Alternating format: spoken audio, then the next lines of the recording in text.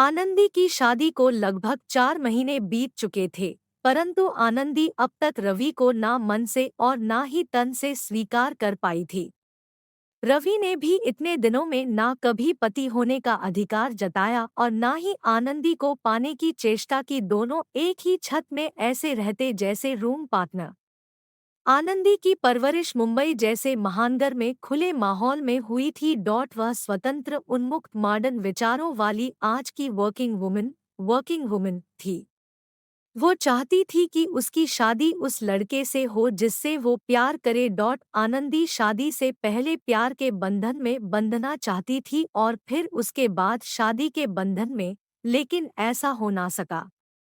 आनंदी जिसके संग प्यार के बंधन में बंधी और जिस पर उसने अपना सर्वस्व न्यौछावर कर दिया, वो राजेश उसका लाइफ पार्टनर ना बन सका। लेकिन आनंदी को इस बात का गम ना था। उसे इस बात की फिक्र थी कि अब वो राजेश के संग अपना संबंध बिंदास ना रख पाएगी। वो चाहती थी कि राजेश के संग उसका शारीरिक संबंध शादी के बाद भी ऐसा ही बना रहे। इसके लिए राजेश भी तैयार था। आनंदी अब तक भूली नहीं राजेश से उसकी वो पहली मुलाकात। दोनों ऑफिस कैंटीन में मिले थे। राजेश को देखते ही आनंदी की आंखों में चमक आ गई थी। उसके बिखरे बाल, ब्लू जीन्स और उस पर वाइट शर्ट में राजेश किसी हीरो से कम नहीं लग रहा था।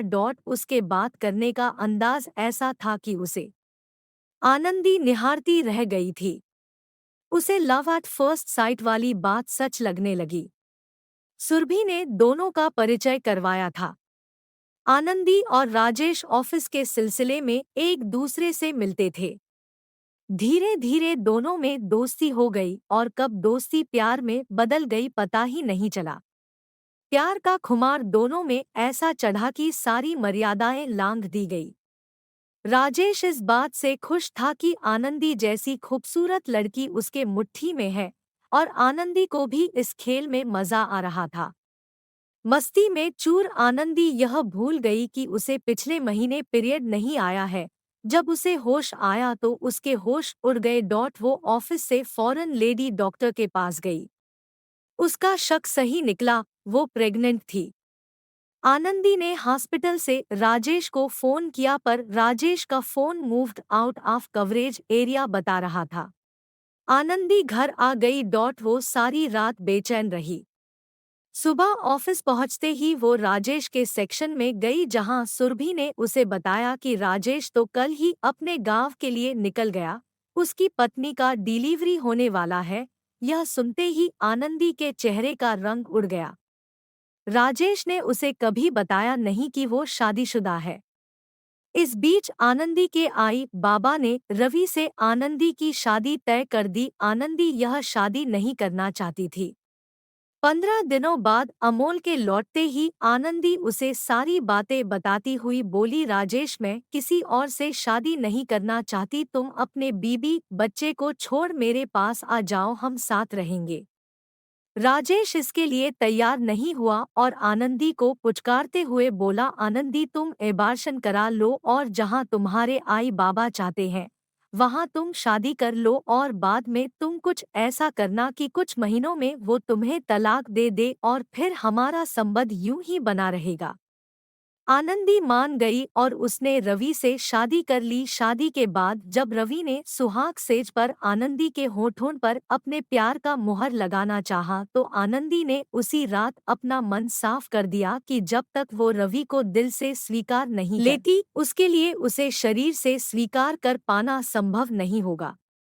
उस दिन से रवि ने आनंदी को कभी छूने का प्रयास नहीं किया, केवल दूर से उसे देखता। ऐसा नहीं था कि रवि देखने में बुरा था। आनंदी जितनी खूबसूरत थी, रवि उतना ही सुडौल और आकर्षक व्यक्तित्व का था। रवि वैसे तो महाराष्ट्र के जलगांव जिले का रहने वाला था, लेकिन अपनी नौकरी के चलते नासिक में रह रहा था। शादी के बाद आनंदी को भी अपना ट्रांसफर नासिक के ब्रांच ऑफिस में परिवार वालों और राजेश के कहने पर करवाना पड़ा। राजेश ने वादा किया था कि वो नासिक आता रहेगा। आनंदी के नासिक पहुंचने की दूसरी सुबह रवि ने चाय बनाने से पहले से कहा, मैं चाय बनाने जा रहा हूँ, क्या तुम चाय पीना पसंद करोगी? आनंदी ने बेरुखी से जवाब दिया, तुम्हें तकल्लुफ करने की कोई जरूरत नहीं। मैं अपना ध्यान स्वयं रख सकती हूँ। मुझे क्या खाना है, पीना है, ये मैं खुद देख लूंगी। आनंदी के ऐसा कहने पर अभिजीत वहां से बिना कुछ कहे चला गया। दोनों एक ही छत में रहते हुए एक दूसरे से अलग अपनी अपनी दुनिया में मस्त थे। शहर और ऑफिस दोनों ही नए होने की वजह से आनंदी अब तक ज्यादा किसी से घुल मिल नहीं पाई थी। ऑफिस का काम और ऑफिस के लोगों को समझने में अभी उसे थोड़ा वक्त चाहिए था। रवि और आनंदी दोनों ही सुबह अपने अपने ऑफिस के लिए निकल जाते और देर रात घर लौटते। सुबह का नाश्ता और दोपहर का खाना दोनों अपने ऑफिस कैंटीन में खा लेते। केवल रात का खाना ही घर पर बनता। दोनों में से जो पहले घर पहुंचता, खाना बनाने की जिम्मेदारी उसकी होती। ऑफिस से आने के बाद आनंदी अपना ज्यादातर समय मोबाइल पर देती या फिर अपनी क्लोज फ्रेंड सुरभि को, जो उसकी हमराज भी थी, और रवि को अवनी का रूम पार्टनर संबोधित किया करती थी। रवि अक्सर न्यूज़ या फिर एक्शन थ्रिलर फिल्में देखते हुए बिताता।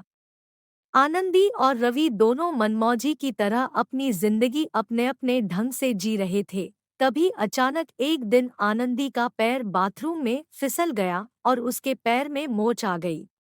दर्द इतना था कि आनंदी के लिए हिलना डुलना मुश्किल हो गया।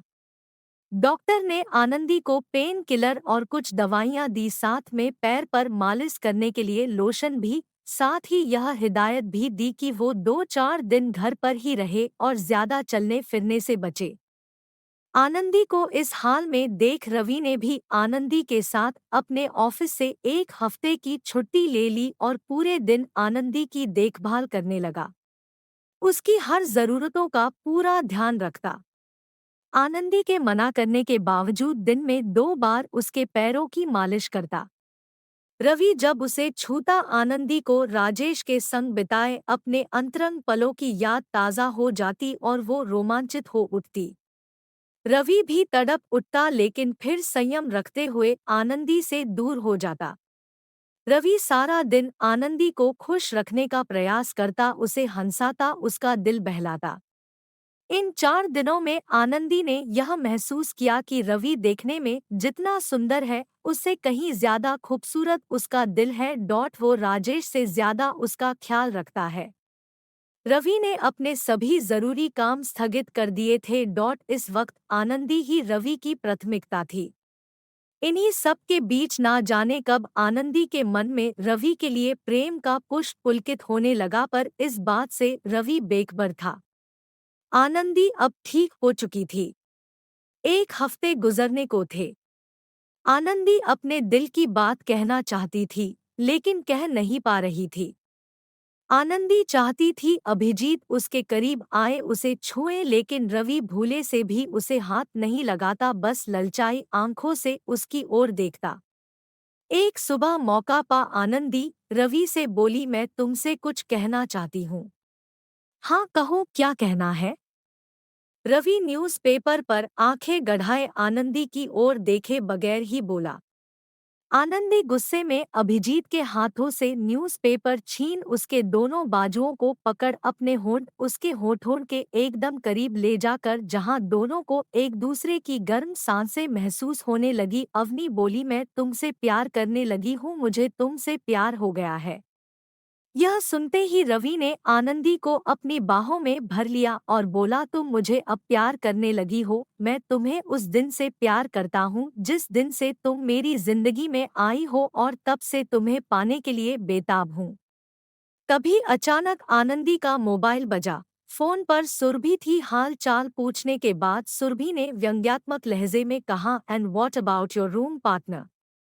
यह सुनते ही अवनी गंभीर स्वर में बोली, no Surabhi, he is not my room partner, now he is my life partner. ऐसा कह आनंदी अपना मोबाइल स्विच ऑफ कर सब कुछ भूल अभिजीत की बाहों में समा गई। कैसी लगी आपको ये कहानी? प्लीज कमेंट बॉक्स में लिखें। और हमारे चैनल को लाइक एंड सब्सक्राइब करें। थैंक्स।